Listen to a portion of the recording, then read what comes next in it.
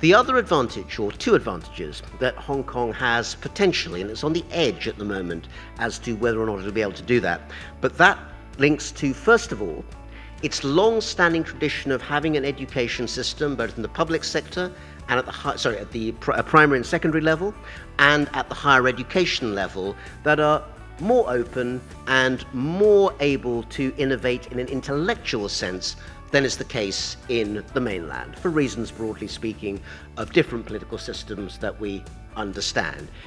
Whatever the broader changes in the city, it is very important that ability in the higher education sector and in the world of changing and innovative thought, more generally speaking, not just in hard sciences, but also in the social sciences and humanities that inform them, remains free and open and lively and robust and sometimes argumentative. Just to take one particular area where potentially this part of the world can have a huge impact on what happens in the next decade of innovation, and that is the ethics of artificial intelligence.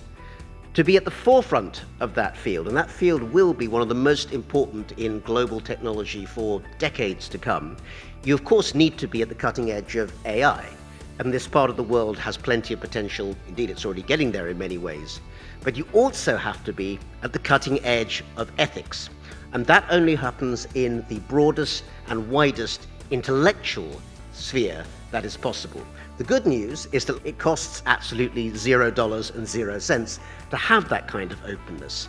The downside is that it does often involve awkward and difficult conversations which don't always sit comfortably. But that is the price that one pays for genuine innovation.